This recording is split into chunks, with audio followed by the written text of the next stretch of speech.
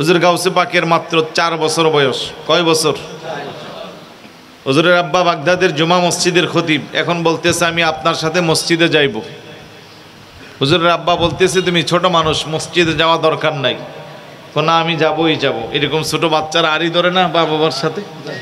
এখন শেষ পর্যন্ত ওনাকে নিতে বাধ্য, নিয়ে গেল। তুমি তো ছোট মানুষ, বারান্দায় এক পাশে বসে তুমি এখানে বসে থাকো, নামাজ শেষ করে এসে তোমাকে মজা কিনে দিব। বলছে ঠিক আছে। এখন হুজুরের আব্বা নামাজ শুরু করে দিল। হুজুর গাউসে পাক ছোট মানুষ, বারান্দায় বসে থাকা এটাই স্বাভাবিক, কিন্তু উনি বসে আর অপশন নাই।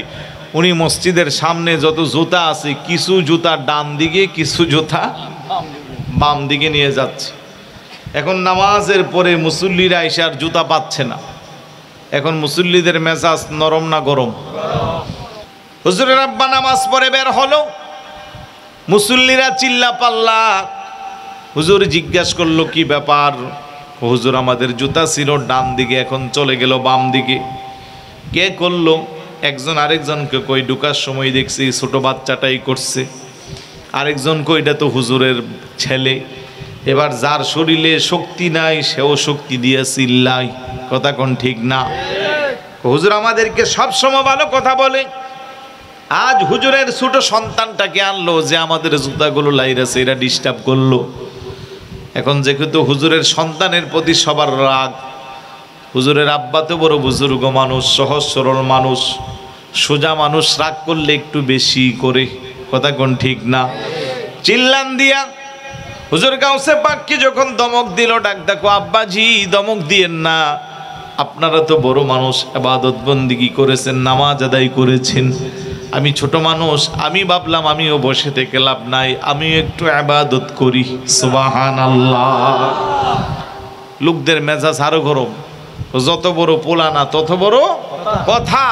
জুতা চেঞ্জ করছে, এক জায়গা থেকে আরেক জায়গা নিয়ে গেল, ডানের গুলা বামে, বামের গুলা ডানে, আর সে বলতেছে সে ইবাদত করছে।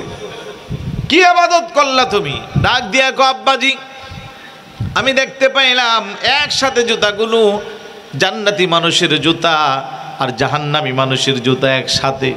এই জন্য আমি করলাম কি, জান্নাতি মানুষের জুতাগুলো ডান দিকে নিয়ে গেলাম, আর জাহান্নামী মানুষের জুতাগুলো বাম দিকে নিয়ে গেলাম। বড় করে বলি সুবহানাল্লাহ। এখন যাদের জুতা বাম দিকে গেছে তারাই কিন্তু এতক্ষণ বেশি চিল্লাইছে। এখন জুতার দরকার নাই, আগে জান সামলা। কথা কোন ঠিক কিনা?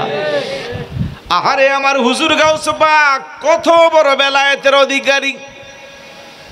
মানুষ তো মানুষের চেহারা দেখে নির্ণয় করে মানুষটা ভালো না খারাপ, আর হুজুর গাউসে পাক জুতা দেখে দেখে জান্নাতি আর জাহান্নামী নির্ণয় করে। সুবহানাল্লাহ। কত বড় বেলায়েতের অধিকারী, মাদারজাত ওলি, যিনি আম্মা জানের গর্ভ থেকে ওলি হয়ে এসেছে।